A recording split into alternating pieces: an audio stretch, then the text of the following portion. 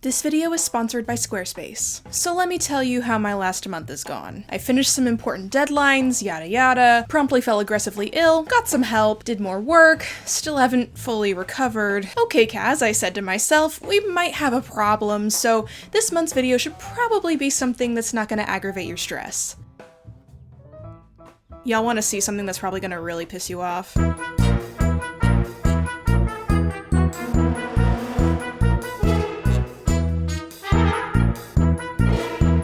Yeah, so I saw that and, I feel like this is a prime time to get this topic out of my system, because honestly, it's been stewing for a while. The destruction of antiquities for profit is nothing new, and we're gonna get into that. What this company called Engineered Labs is doing is what they call personal museums. These little clear acrylic slabs that contain teeny tiny fragments of various significant historical artifacts.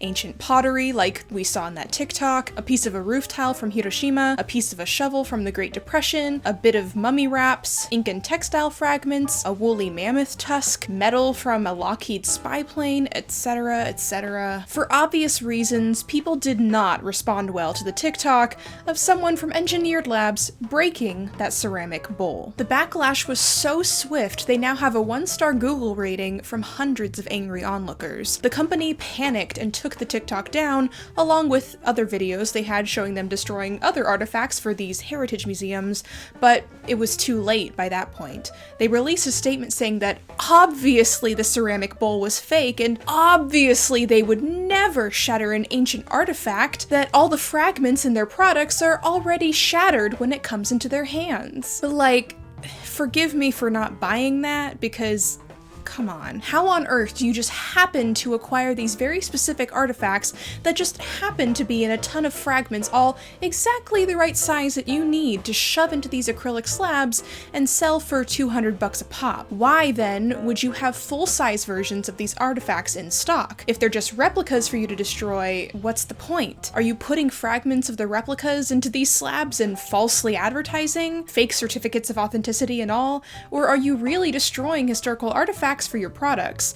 Because either option is a bad look. Let's just give Engineered Labs the benefit of the doubt for a second here. Let's say that they do acquire these artifacts in exactly the right size, teeny tiny fragments that they'd need by pure luck. Who then is destroying them to make them that size? Who destroyed those fossils? Who cut up the mummy wrappings? Who shattered the real ceramic bowl? Why then would you joke about it on TikTok with no disclaimer that you're not actually breaking a real artifact? And where are you sourcing these artifacts from that they'd end up destroyed for your benefit? These are the questions that make their "it was a joke" claim so hard for me to believe. But Engineered Labs isn't the beginning nor the end of this conundrum.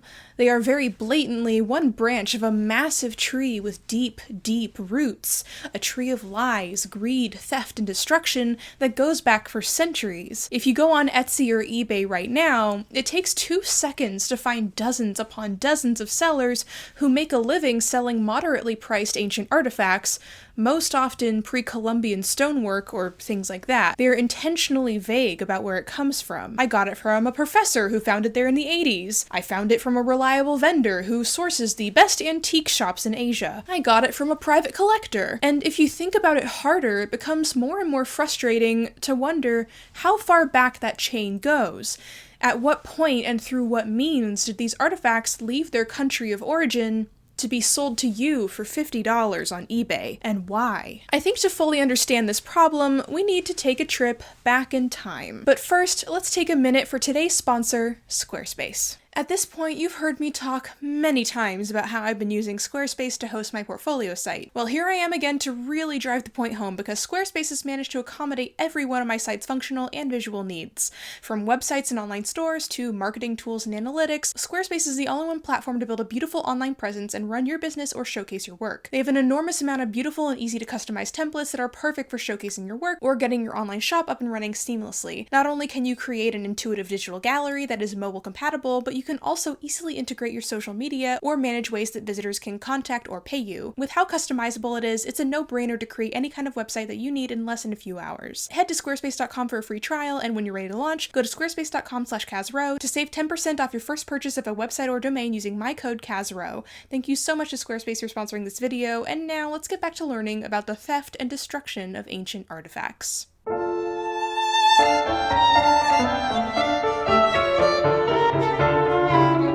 The history of plundering and looting is, well, a tale as old as time. Just 15 years after King Tut died in 1327 BC, his tomb was already looted of the valuable gems and metals inside. About 2 millennia later, a number of bronze horses were pillaged from the San Marco Basilica in Venice and paraded through Paris by Napoleon. The conquering and destruction of various civilizations over time has led to innumerable cases of the remnants of those civilizations being repurposed to build the cities of their conquerors. Sometimes, though this is definitely not an example of plundering, the great structures of the world were made from the ruined remains of their own ancient history. Look no further, for example, than the Vatican in Rome. The Vatican's floors and walls are made of ancient Roman stone, and much, much more. Dr. Christopher Longhurst says, "That's something the versatile popes did a lot of, scavenging and repurposing of material. Why pay for new works when you can pilfer it? It's been recycled from the Roman Forum, from the Colosseum. The reason why the Colosseum is in the state it's in today is not because of the passing of time, no. It's because the popes used those places as quarries. The marble facades and guts of the Colosseum didn't just end up in the Vatican. They can be found spread across the city in churches as Pope Gregory the Great set about his mission to transform the ancient temples of Rome into Christian churches. The Colosseum was being used as effectively a quarry as recently as 1703. I give the Colosseum example not to imply that the Romans repurposing their own history is equal to the antiquity theft from other cultures. Rather, I want this example to give you an idea of how deeply ingrained it is in human history for people to not see history, even their own, as something sacred to be preserved. A lot of people don't want to keep history alive because they see it as long dead. They want to touch it, consume it, be a part of it, possess it, make it their own. Unfortunately, a lot of the time the way that this goes is that the history of non-white cultures is what gets pillaged. Of course, I need to acknowledge the active role in looting that millionaires in China and Japan have played, especially in recent years too, as well as the cultural theft that happened during the era of Japanese imperialism. Because at the end of the day, the core of this issue is about money, power, and control. But there's a deeply historical reason why in the US, Canada, and many European countries, our museums are filled with the physical history of Asian, African, Middle Eastern, and South American cultures. In 2004, UNESCO reported that more than 50,000 art objects have been smuggled out of India in the last 10 years alone. And who knows how many more have been taken since. Other than the obvious racism behind this, there's another reason why less wealthy countries are targeted by looting operations. Alia Szopa writes, "General poverty is another situation where the value of antiquities is exploited. Antiquities are heavily looted in these developing countries, which are often poor and in the process of developing. These countries are also known as artifact-rich or source nations. When a country is barely holding itself together, socially, politically, and economically, two main conditions systematically follow. First, citizens are destitute and will do desperate acts to supplement meager income, or in some cases, to create incomes where none exist.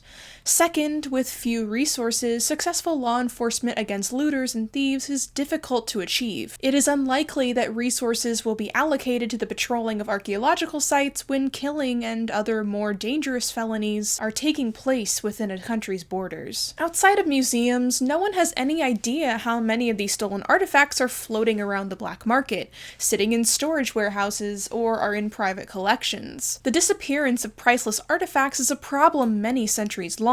Of course, World War II saw the Nazis commit the greatest mass theft in history, where organized teams of Nazi soldiers spent the war stealing hundreds of thousands of sculptures, paintings, and antiquities in an attempt to make Germany the world's cultural hub. Many of the things that the Nazis stole have never been seen again, and to this day, even when some things are relocated by the families they were stolen from, it's a near impossible task to get them back. These stolen artifacts had to end up somewhere, somewhere, and even if their new owners got them through legal means and are unaware of their dubious history, the fact is the collectors simply don't want to have to give anything up. Outside of our hyper-consumerist society today, I'd say one of the eras in which this is the most poignant is the Victorian era. I think many of us in the history world agree that we have kind of an intense love-hate relationship with the Victorians. Not only were the Victorians responsible for some of the most intense and deeply ingrained historical misinformation that we're still unlearning today, but the Victorian aristocracy frequently engaged in,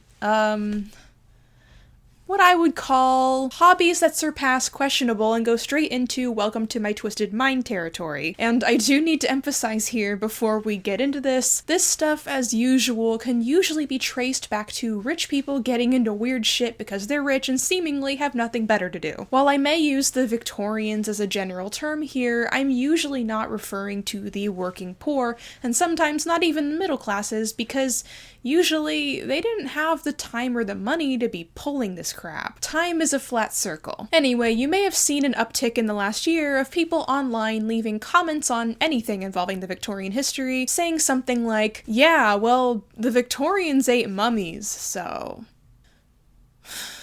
Unfortunately, yes. A number of rich Victorians were eating mummies. To understand why, we need to talk about Egyptomania. J. Greenfield writes in The Return of Cultural Treasures, the 17th and 18th centuries bore witness to the zenith of European passion for collecting antiquities, the extension of colonial empires, the activities of travelers and traders, and the growth of a class of wealthy private collectors made it possible to amass an astonishing quantity of objects from all over the world. Wealthy Victorians increasingly got extremely into collecting stuff and things, and of course, the most valuable things came from other cultures which they could easily take advantage of as war and imperialism ravaged countries overseas in South and Middle America, North Africa, West Asia, etc., making it incredibly easy to smuggle things out. The issue is, even many museums in the Victorian era and earlier were often not great at keeping a good clear record on their acquisitions, so at this point it's nearly impossible to look at long-held antiquities and collections, both private and institutional, and be able to figure out if they were looted or not. This became an increasingly difficult problem in the late Victorian years, when Egypt and its history captured the Western world's imagination. Egyptian mummies were being imported to Europe to be used as medicine as early as the medieval era. In 1586, a merchant named John Sanderson smuggled over 600 pounds of mummies into the continent. The early 19th century saw the Napoleonic invasion of Egypt, which set the groundwork for the many excavations of Egyptian tombs and other archaeologically significant locations to come. The more ancient Egypt was unearthed, the more interested Europeans, largely the British and French, became. Mummies in general were one of the #1 topics of fascination for the Victorian public, as they were displayed in museums for all to see and even touch. It's no wonder why people are so fascinated with mummies. They are the one thing that is both human and an ancient artifact. Mummies make people of the past tangibly real to us in the most visceral possible way.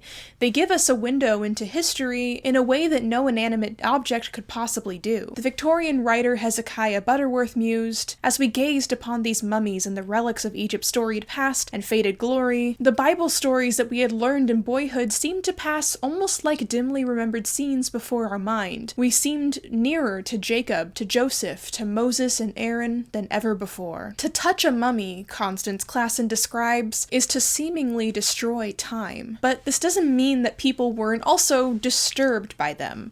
Mummy horror began to crop up in increasing numbers as the century drew on, such as The Mummy by Jane Webb in 1828. The reanimated mummy and its curses have been a popular topic in science fiction and horror ever since, driven by the perception that the ancient Egyptians were so carefully mummifying bodies, intending them to rise again from the dead someday. A lot of the time, these stories placed ancient Egyptians in a reverse colonialist role, in a way conquering the British instead of the the other way around. In 1884, Grant Allen's My New Year's Eve Among the Mummies was the story of a man who steps into the world of pharaohs where the mummies in a pyramid have come alive. He is nearly seduced by an Egyptian princess who tries to convince him to become a mummy himself before he is eventually rescued. In 1894, Arthur Conan Doyle's The Ring of Thoth told of a mummy and a Louvre museum attendant who die together in an embrace. And, extremely on the nose as usual, friend of the channel Bram Stoker wrote The Jewel of the Seven Stars in 1903 about an Englishwoman who was possessed by the spirit of a mummified ancient Egyptian queen, intent on rebuilding her empire. Ugh, those mischievous ancient Egyptian royals. Always possessing people.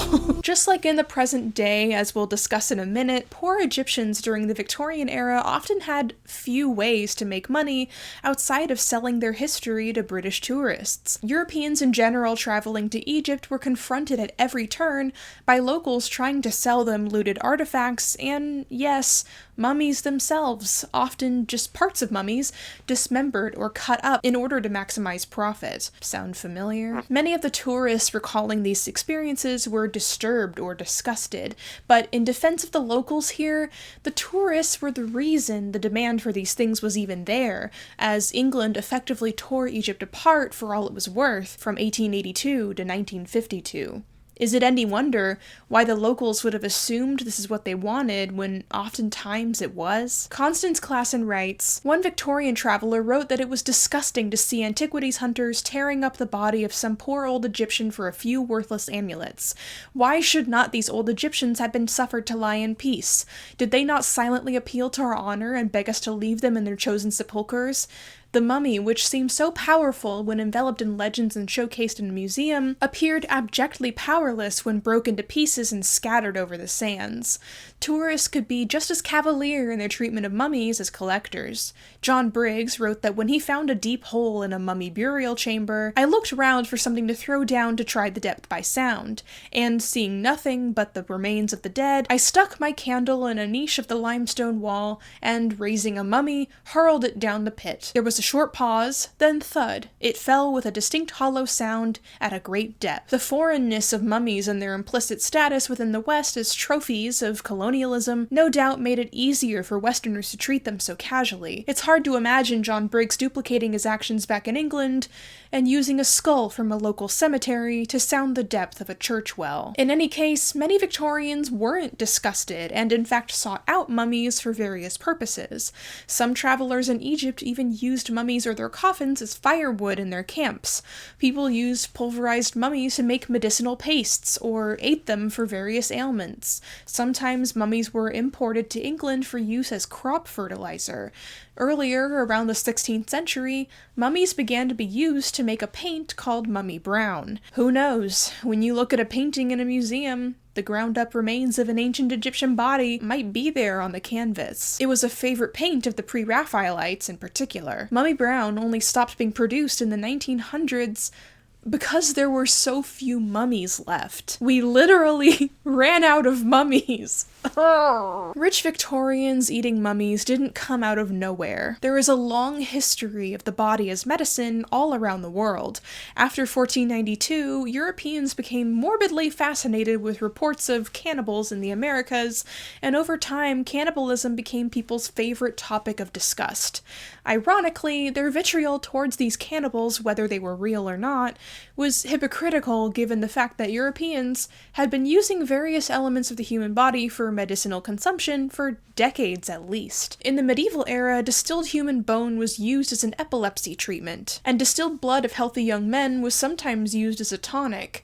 The word mummy itself originally meant medicine, as Egyptian mummies started to be used to treat ailments too, but the word applied in a medicinal context to, all corpses to be used as medicine. Some fresh, some not. Followers of the Paracelsian school of medical thought were dedicated to the idea of corpse medicine, and they grew in influence throughout the 1600s.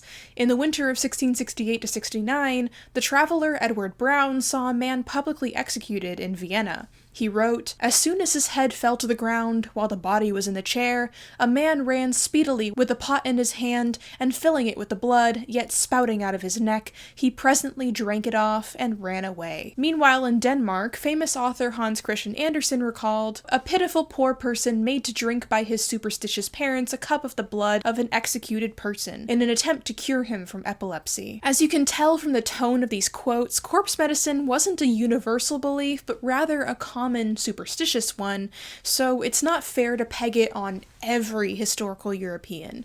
A lot of them were rightly disgusted by it. Ridiculing all historical Europeans for this stuff is kind of like if, in a couple hundred years from now, people looked back on us during the COVID pandemic and were like, "Can you believe all Americans were using horse parasite medicine to treat COVID? What idiots." Like, damn, some of us, yes. All of us? Absolutely not.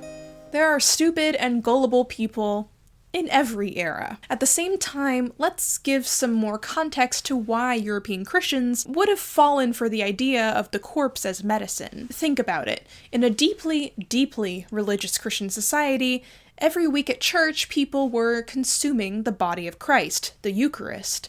This too would have been seen as a form of corpse medicine. Consume Christ's flesh, and your soul is cured. So it's not a far leap for people back then to think, surely then, a physical body can cure my physical problems. The body in death means nothing. Their soul is in heaven. It's saved.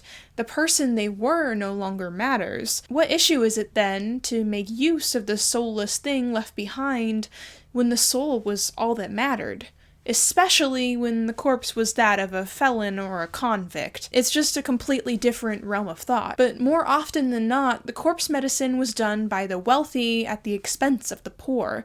Richard Sugg writes, "Marsilio Ficino was one of the most highly respected figures of Renaissance Europe. In the 1490s, Ficino suggested that the aged could rejuvenate themselves if they would suck the blood of an adolescent who was clean, happy, temperate, and whose blood was excellent but perhaps a little excessive." Ficino also makes it quite clear that blood was indeed used as a medicine by good doctors at just this time. If you chance upon the word vampire in a non-fictional text of the Victorian period, there is a good chance that it will refer to some kind of allegedly oppressive person, system, or nation. It seems, however, that in the early modern period, there may well have been real vampires. Rich elderly men who sat in velvet chairs, their mouths clamped to the arm of some living and impoverished donor. The exploitation of human life rarely gets more direct than this. People eventually stopped with the medicinal cannibalism as medical advancements grew, and medicine became a markedly less religious affair. But the obsession with Egyptology never really went away. I mean, I get it. I still love Yu-Gi-Oh! And I had this book as a kid. And damn it, I enjoy The Mummy, but probably because of Rachel Weisz. She is very gorgeous to me! There's no question that the fixation on ancient Egypt and the colonialist roots of Egyptomania is a deeply complicated issue.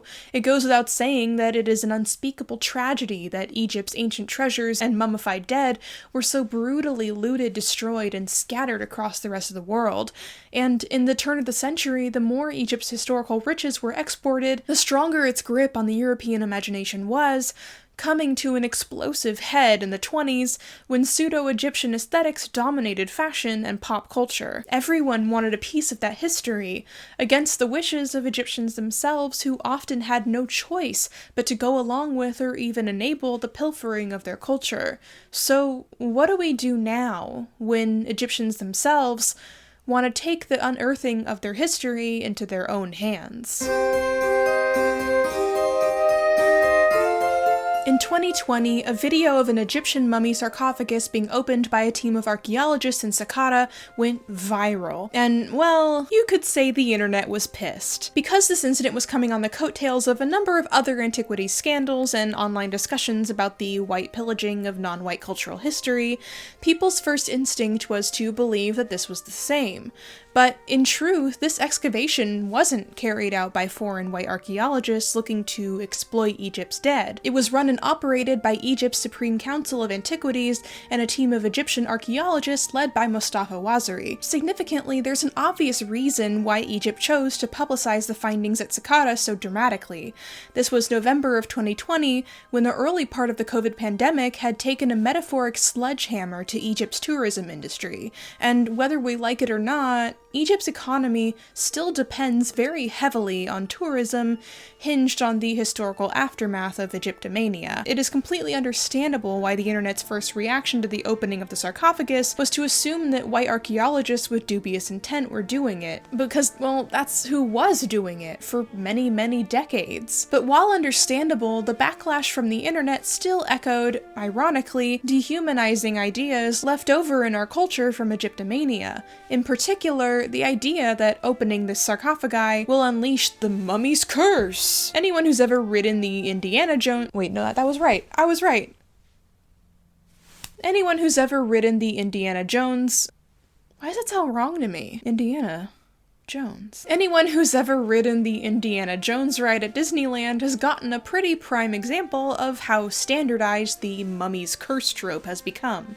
From The Mummy to Night at the Museum, to Goosebumps, to Tuttenstein, to Yu-Gi-Oh!, to The Other Mummy, to Scooby-Doo, to Under Wraps, to literally any random documentary about ancient Egypt. And the numbers are 9, and 9 is also the number of the planet Mars. Did we come from Mars, or was Mars a stopping place, or was this a symbol that we were just arriving at the ability to get to Mars? Mummies, and all of ancient Egypt for that matter, cannot exist on their own in any mainstream discussion.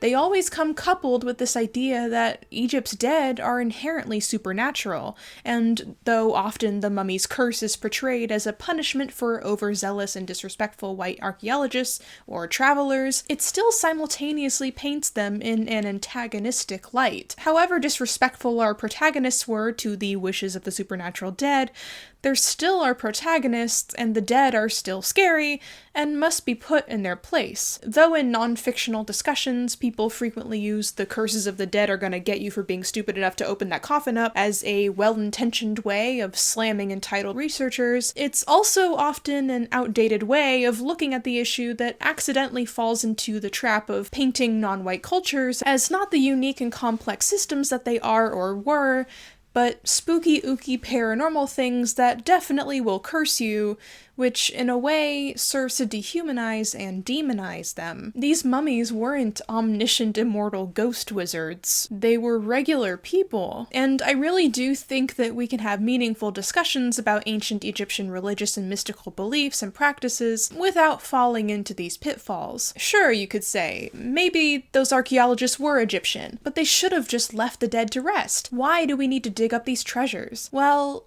if not them, then who? At what point does a culture start and stop having a say in what they can do with their own physical history? The Western world already gutted Egypt's dead for all they're worth. Are Egyptians themselves not allowed to take their history into their own hands? You could argue about the intentions of the Supreme Council of Antiquities, or whether or not these archaeology teams actually reflect the wants of the regular Egyptian citizens.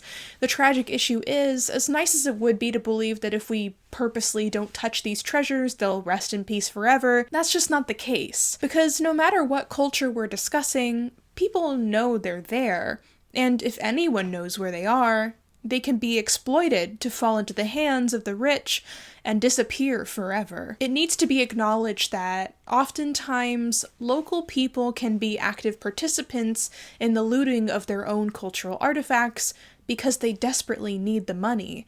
Alia Szopa continues, "The process of looting antiquities is socially organized and requires a multi-layered network of diggers, middlemen, and dealers. The actual taking of antiquities is often carried out by local diggers, referred to as either treasure hunters or grave robbers. The treasure hunters and grave robbers view looting as a way to supplement their inadequate incomes earned from their legitimate jobs and legal jobs. The challenge to these individuals is locating the antiquities, but over time, these looters looters develop tremendous knowledge of where to locate and how to value artifacts. Once they have found the artifacts, it is relatively easy to obtain them, as archaeological sites are often ill-protected or unknown to those outside of archaeological circles.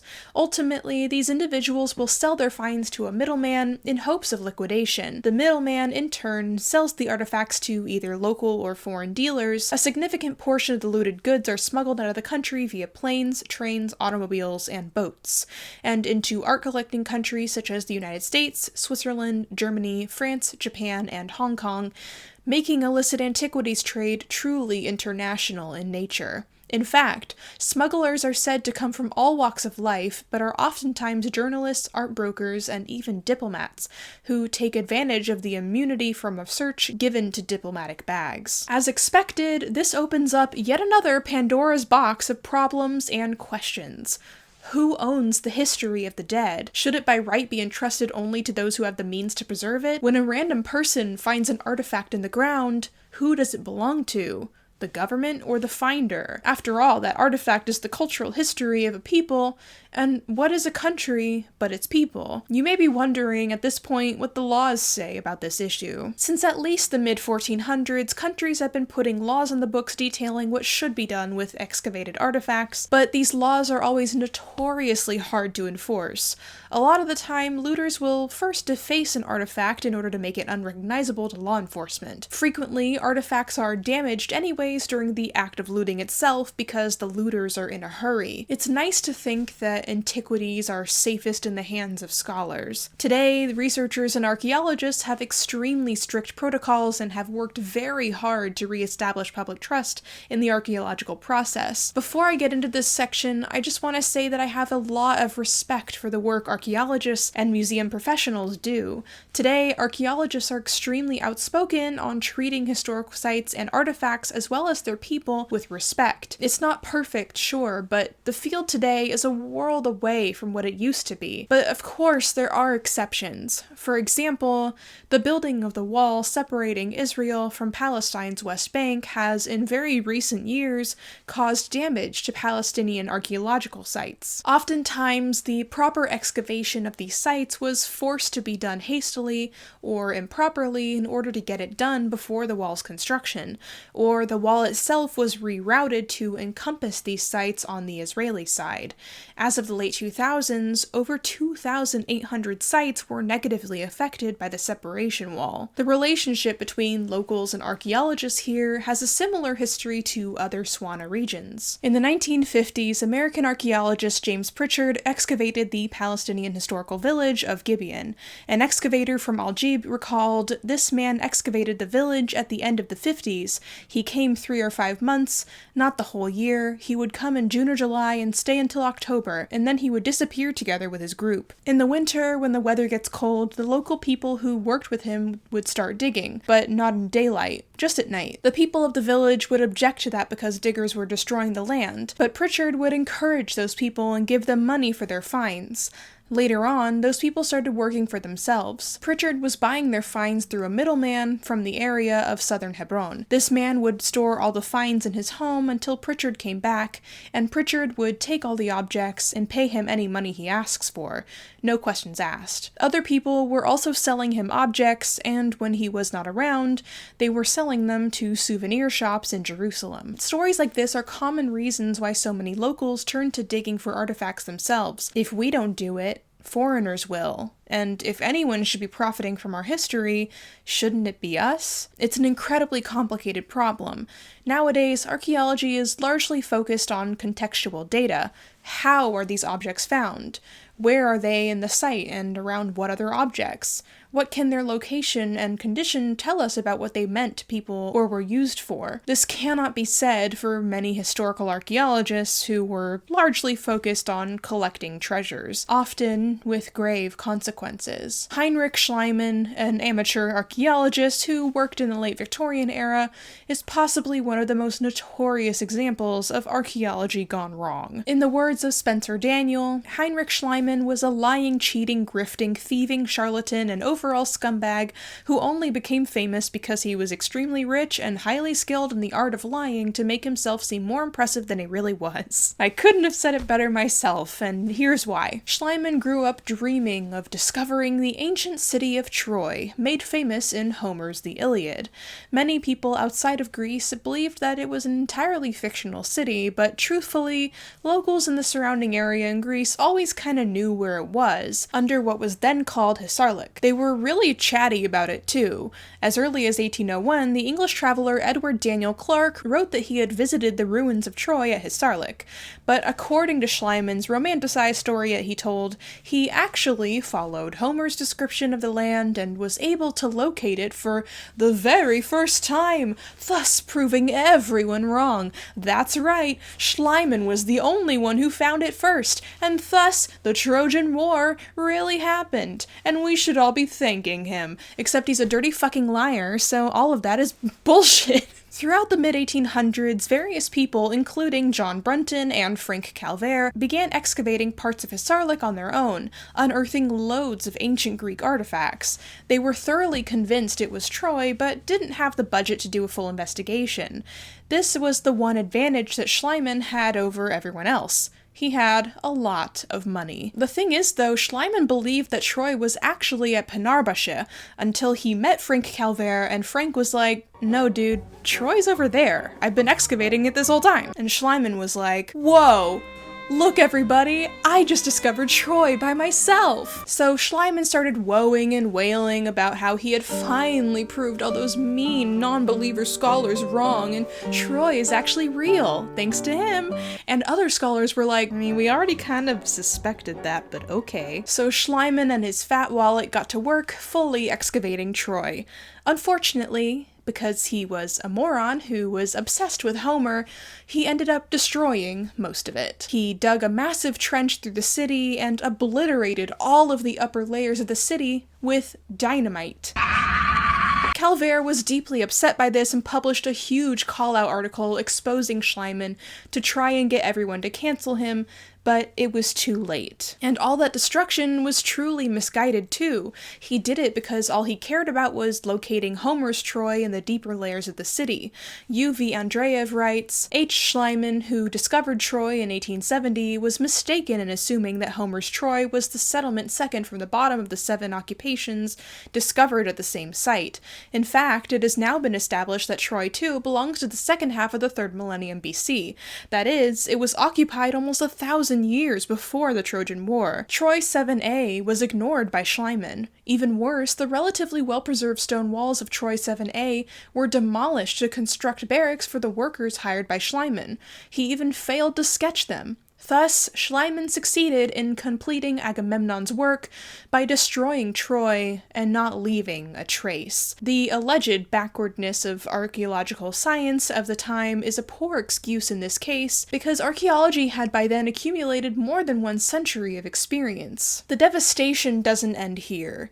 Having thoroughly destroyed Troy, Schliemann then proceeded to loot it of its valuables. Because he continually lied about where he located various artifacts, we will never truly know who they belong to or any other contextual information. He then smuggled the treasure out of the Ottoman Empire with his wife Sophia, who would go on to personally wear the jewelry that they dubbed the Jewels of Helen. Not narcissistic in the slightest. Schliemann would continue to destroy ancient artifacts and structures in Greece by ordering the destruction of the medieval Frankish tower on the Acropolis because it wasn't from classical antiquity, against the wishes of both the Greek government and the public. Another case involves my mortal nemesis, Henri Lot, a French explorer and ethnographer. Lot led Through the mid-century, Lot led numerous expeditions through the Sahara Desert in Algeria, funded by the Paris Musée de l'Homme, which he was able to do because Algeria was occupied by the French until 1962. Lot and his team located over 800 rock paintings in the desert. In the book he wrote on his findings, Lot publicized his stupid belief that these rock paintings were depicting extraterrestrials from outer space, effectively beginning the modern trend of believing that ancient aliens are responsible for all of the cool things that ancient people of color did. Outside of the irreparable damage that Lot's shitty hypothesis did to the public ideas about the ancient world, he also did unbelievable physical damage too. Jeremy Keenan writes, "He likened the local people, the Tuareg, who made many of his discoveries, to wolves and living by the laws of the jungle. Significantly, he made no reference in his discovery claims to Yolanda Schudi, the Swiss ethnologist whose work preceded his own. Worse still, he undertook what might be regarded today as the systematic vandalism of the sites, not only by liberally washing the paintings to restore their color, but by collecting and removing copious quantities of material artifacts from the area. A very key aside here is that Schliemann was not a professional archaeologist, and the damage that Lot caused is widely recognized today. But while today we don't usually need to worry about narcissistic scholars and archaeologists obliterating ancient ruins for no reason, various governments and militaries are doing that on their own just fine, it's unfortunately true that oftentimes some scholars may indirectly play a part in looting systems, whether they're aware of it or not. Alright, let's fucking talk about Hobby Lobby.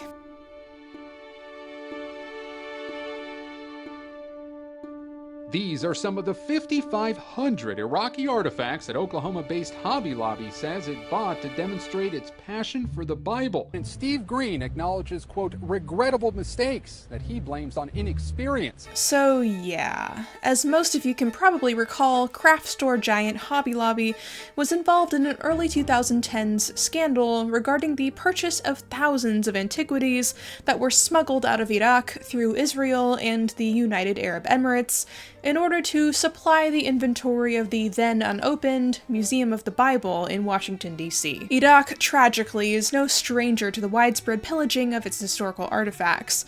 As we've seen, war-torn and destabilized and poor countries are the ones most vulnerable to being looted by people from the very countries responsible for their suffering.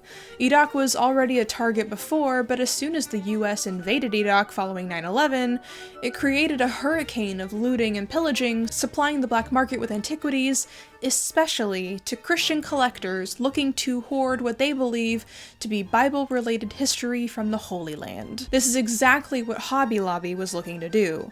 Hobby Lobby is owned by Steve Green of the Green family, who are extremely devout evangelical Christians. You may recall the time in 2014 when they went to the Supreme Court to contest the Affordable Care Act's requirement that employer health insurance covers birth control. So yeah.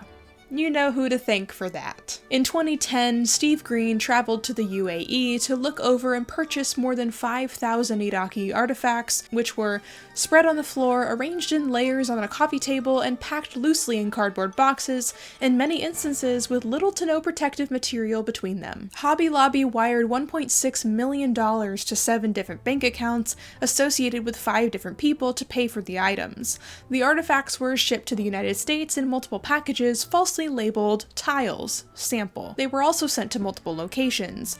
As the complaint notes, the use of multiple shipping addresses for a single recipient is consistent with methods used by cultural property smugglers to avoid scrutiny by customs. On customs forms, the UAE dealer supplied false invoices that substantially undervalued the pieces, presumably as a way to avoid customs inspection. Hobby Lobby defended themselves, saying that it was new to the world of acquiring these items and did not fully appreciate the complexities of the acquisitions process. To put it bluntly, the Greens didn't care about how they acquired the artifacts.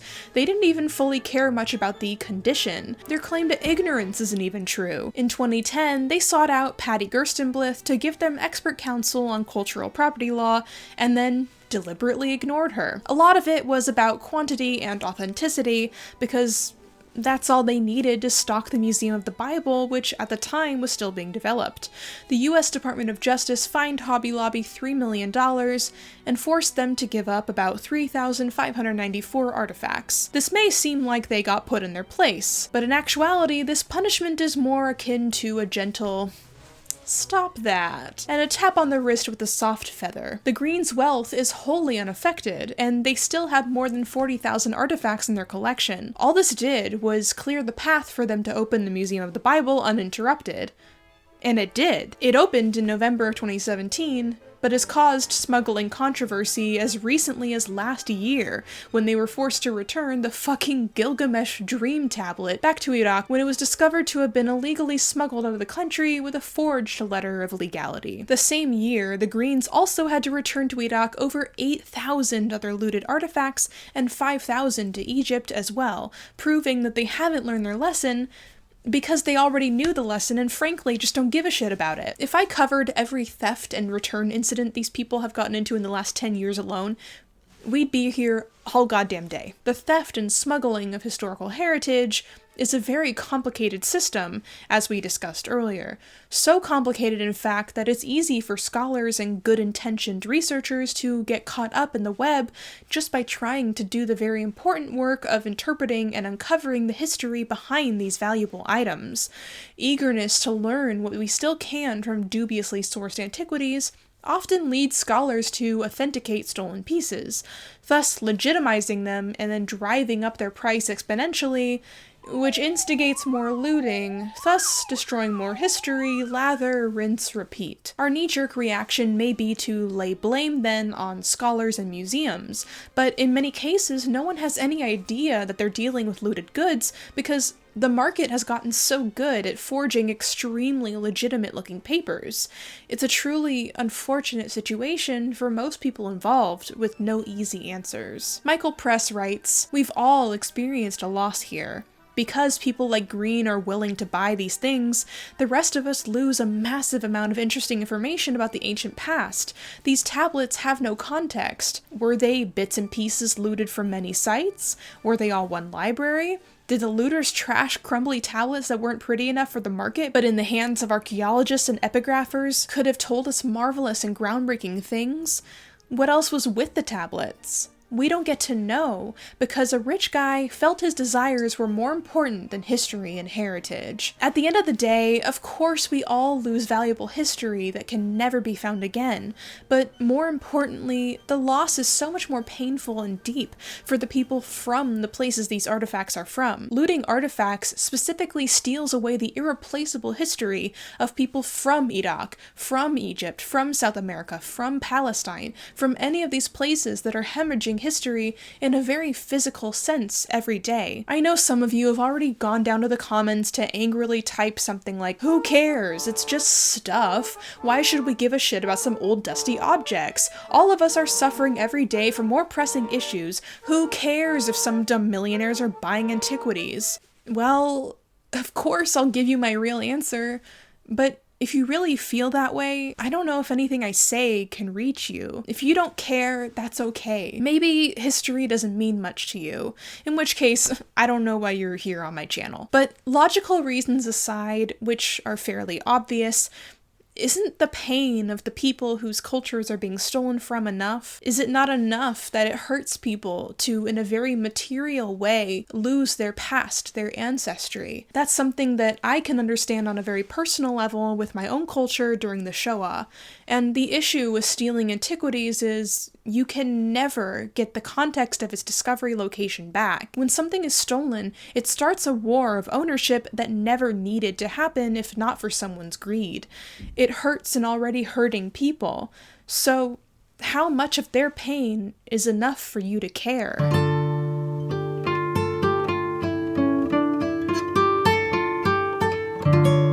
Humans just love to collect stuff. We love having fun stuff and things, and we love holding on to them because we attach sentimental value to them like a dragon sitting on hoards of gold and jewels.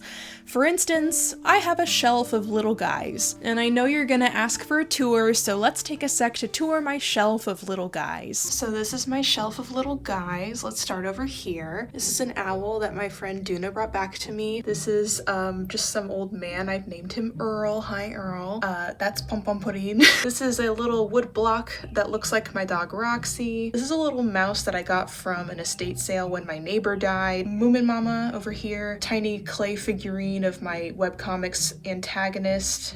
Fuck you. This is a little bunny. I love him. Not sure what his deal is. He's a little suspicious, but don't worry about it. A little wooden golden retriever who looks like my dog Luna. I don't know, I got this guy from World Market. It's a little mouse based on the ones from the Hilda cartoon made by my friend Yuna. Two more felt mice. This is Mouse Frodo and Mouse Gandalf, and these two are the newest members to the shelf. They were sent to me by a subscriber named Audrey. Thank you so much, Audrey. And yeah, my collection of little guys. When does it stop being okay to collect things? I would say, damn, use common sense. I feel like it's pretty obvious, but apparently not.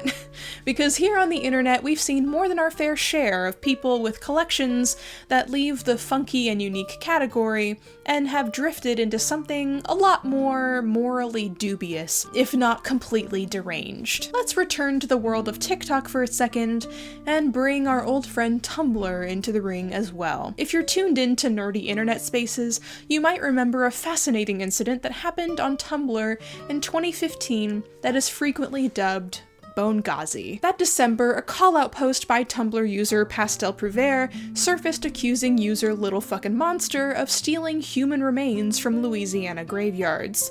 Little Fucking Monster, aka Fucking Heathen, aka Ender Darling, had posted to a Facebook group called the Queer Witch Collective Group talking about how they had collected washed-up human bones from a graveyard in New Orleans. After backlash on Tumblr started to surface, Darling fought back, accusing those upset of racism because they offered to donate the bones to other people in a safe space for POC witches. Darling wrote, "I was walking into the graveyard like I usually do once a week because it's fucking in disrepair, and I try to do what I can with weeding and offerings, and I witnessed an old man digging with a shovel and a backhoe tearing into old plots. You fucks want to threaten me, yet don't actually sit to rationally think about how in-ground cemeteries actually continue to be able to have bodies buried there. I made a quick decision when I watched a few bones tumble from the dirt and into the street. I picked them up and went through the graveyard and picked up the ones I saw on my path, knowing that they were either going to be crushed or swept away. And I'm sorry, but for me, a spiritual person who works with death, seeing a fucking machine tear into graves like that seemed a lot less respectful to the dead you all are so concerned about than me picking them up and saving them. I did not dig up anything. Here's the thing, you bunch of fucks. Magic is dark. Magic is bloody. Magic is scary. Magic isn't just fucking white light, fairy dust, bowls of honey on your damn altar. Instead of being angry at the frat parties that actually break into cemeteries and cause fucking damage for your stupid college parties, you want to be angry at the kid who literally picked up bones from the ground to save them from getting swept away."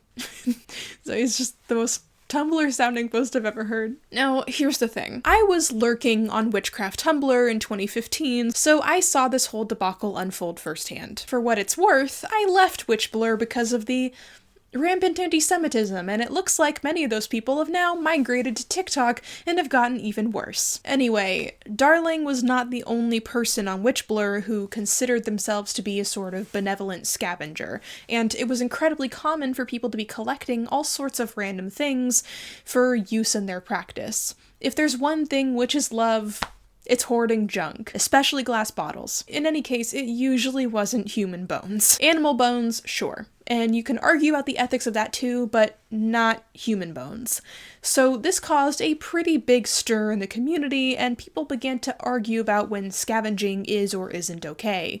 People argued, people had a good laugh at Darling's expense, and people moved on. Except, history always repeats itself, and in 2021, TikTok had a bone collecting controversy of its own. TikTok user John's Bones, aka John Ferry, built a large following on his bone expertise. He had a room completely filled with bones, most of which being human bones, including a, spine wall. Ferry said, And in the US, there's no federal regulation against the ownership, sale, or possession of human osteology, so it's completely legal. As it turns out, Ferry had a company called John's Bones, which sold and distributed bones to osteologists and medical institutions. He admitted that most of the remains he sold were sourced from India, China, and Russia. In terms of where the bones come from, they typically came from China, Russia, or India, India being one of the largest suppliers. And were most likely very poor people. He was unable to adequately prove that the bones were sourced ethically.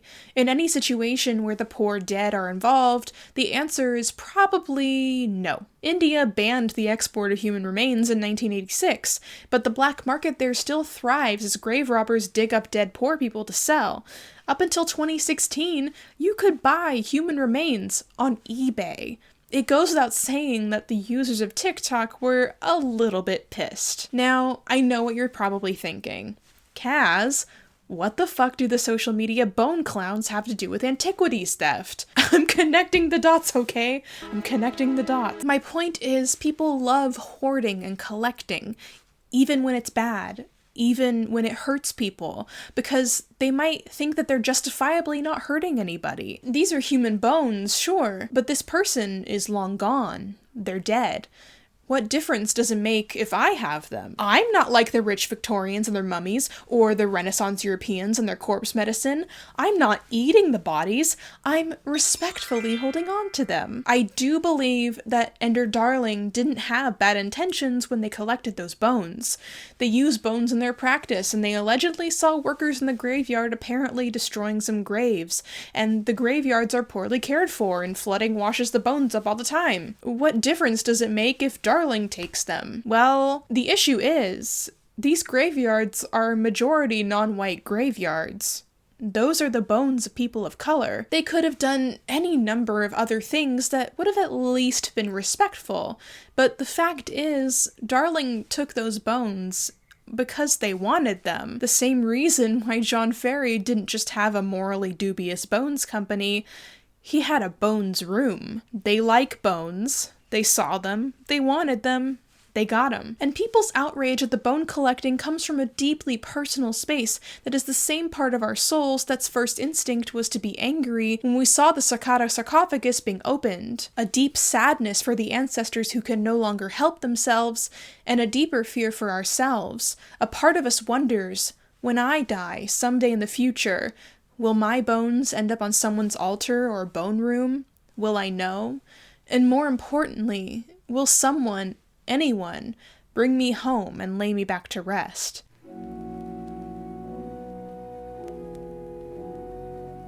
When the ancient artifacts are looted and taken away from their home countries by thieves, it feels the same way because those artifacts are the souls of people's cultures. When they're smashed and sold in pieces for profit, real people's history is torn asunder too. They hold the answers to infinite historical contexts and mysteries that get lost permanently. These artifacts are the spiritual bones of a people. In 1970, UNESCO held the Convention on the Means of Prohibiting and Preventing the Illicit Import, Export, and Transfer of Ownership and Cultural Property, in an attempt to fight back against theft, pillage, and misappropriation of cultural property and its restitution during peace times. 178 countries signed the convention, including the US, France, Switzerland, and Germany, which is surprising, given that they have the most to lose with restitution. Then again, the 50 years since have proved that the convention is extremely hard to enforce, just like every other law attempting to prevent black market artifact theft. Black market artifact theft. Many nations signed on with extreme conditions, such as that it can only apply to artifacts already unearthed by 1970 and not held in private collections. It can also only apply to artifacts stolen from museums and other institutions. These conditions rendered the convention effectively useless, and once again, left no official international agreement for the restitution of stolen history. This is a two-pronged issue, too. The more legal restrictions countries place on antiquity looting, the stronger the black market gets, and the more likely it is that artifacts are purposely damaged or destroyed by the looters to get around law enforcement. And all too often, many countries with the largest art collecting markets simply don't feel inclined to return anything anything, especially if not directly asked, because they truly believe that these artifacts are better off here anyways. I guess I have a personal story that could serve as a good anecdote here. A few years ago, before the pandemic, I was puttering around Goodwill, as one does, and I came across an incredibly beautiful painting. It was a self-portrait made by the artist over 50 years ago, and I won't say the name of the artist just in case he'd prefer that his privacy be protected here. I had heard of him before, so after buying it, I sent him an email asking for any history behind the painting. As it turns out, he never knew what happened to it in the last half-century, and asked if I'd be willing to part with it. This is the part that I think a lot of collectors get tripped up at. They think, well, isn't there a reason this thing was for sale in some crappy place? I bought it, so don't I own it now? Where does artist ownership end? Why can't I keep this beautiful thing that I found? Why must you make me feel guilty when I didn't do anything wrong? Well, here's the thing. As it turns out, the painting ended up at the Goodwill by mistake. It was never meant to be there. The artist wanted it to stay in his family. And this painting, most likely made when he was an art student, is a precious part of his history. He was willing to pay me to get it back, but I didn't feel like that was the right thing to do, as tempting as it is to recoup costs as a recently graduated art student myself at the time. Luckily, I was able to meet up with his brother and hand off the painting, and it was personally driven back home to his hands. Do I miss that painting? Sure I do. I'm an artist. I love history. It's a painting by an artist that I had heard of. It was a special find. But the feeling of knowing that it's back where it's supposed to be, talking with this artist on the phone and hearing how happy and relieved he was to be reunited with it, well, that's a better feeling than any amount of money could be. That's a better feeling even than owning the painting itself. Because what's the worth of coveting history that was never meant to leave home in the first place, that is being asked for by its family? Well, it's easy to say that about a painting from the 60s or 70s that I got for $10 at Goodwill. It's not exactly the same situation as invaluable ancient artifacts purchased for millions of dollars. The thing is, though, to these millionaires and billionaires buying stupid expensive treasure off the black market, it really isn't that different. They're buying this stuff because the price is pocket change to them. They'll recoup those costs from their investments and the riches they store overseas. They could repatriate their treasures and never feel their wallets hurt. They could always find something new, but as we've seen, it's not about money. It's about power. Rich people want to hoard history because history is power. All of the great kings and emperors of millennia past sat atop mountains of gold and treasures. Today, people replicate that by collecting those same treasures, as well as the artifacts left behind by the regular people of history, and putting them in glass cases where no one else can have it, or in Engineered Lab's case, a clear acrylic slab. It's a very physical incarnation of the instinct that historical wealthy people had to make their great schools and universities too expensive for the poor to access. If we control history, and we make it inaccessible to the poors, well, who then gets to decide what history says? Who gets to interpret it? Who gets to be represented? There's a good reason why so much history we learn in school focuses so heavily on the rich and powerful and their antics. If there's one thing the aristocracy has always loved, it's talking about themselves. I don't have all the answers because no one really does. Of course, I want knowledge and I want to learn more about history. We all do. It's just upsetting that so often it comes at such a high cost, and that so often it comes in partnership with private collectors who drive this market. Where there is a demand, people will always figure out how to supply it. So long as people with money are willing to pay for antiquities of dubious acquisition, someone will always be willing to provide it. If this was an easy conundrum to solve, it would have been solved a long time ago. I wish I could end this video with like a strong call to action or a definitive solution, but unfortunately, so many aspects of this issue are intertwined gray areas, issues that absolutely nobody agrees on, problems that could be argued in multiple directions forever and ever until we all lose our breath. I guess this is one of those situations where looking at the larger problem is so massive and convoluted that all I can do is scream, I'm angry, I'm frustrated, this sucks. But there's one thing that isn't complicated at all. And that's that stuff like these heritage museums are bullshit, and no business should be allegedly destroying artifacts so that they can sell more people an itty-bitty piece of history to put on their shelf and collect dust. Owning a thing just because it's some historically significant special object doesn't mean anything when it clearly means so little to you that you were willing to buy a tiny speck of it that the company allegedly smashed on purpose. It makes you no different from the private collectors who buy looted artifacts from poor countries. Maybe you're not the one who broke it or stole it, but the demand has to come from somewhere. Don't buy these fucking things. Don't be the reason they make more. There are better ways to collect something special, to hold history in your hands. I mean, shit, I'm lurking around antique stores all the time. Just, use your head. Ask the seller where something came from. It won't fix the bigger systemic problem, and maybe you don't care. Maybe you think I'm just overreacting and none of this matters. I don't know. Obviously, not all antiquities are equally impacted by this dilemma. I don't think that you're hurting anyone if you buy some Roman coins from an online vendor or a fossil from a museum gift shop or whatever. You know what I mean. Heck, I don't even think museums are bad. I love museums to death, and I know a lot of people in the museum world as well as the world of archaeology who are doing their best to do the right thing and improve the situation. But at the very least, when it comes to most ancient artifacts, every single one is unique and special and has its own story to tell. And we should do better at listening to the needs and desires of the cultures they belong to. Thank you for making it through my extremely tangential rant about antiquity looting. Sorry, it's kind of a bummer. I'll try my best to make next month's video a little bit lighter. So, till next time, wash thy hands, wear thy mask, and put those bones back where they came from, or so help me.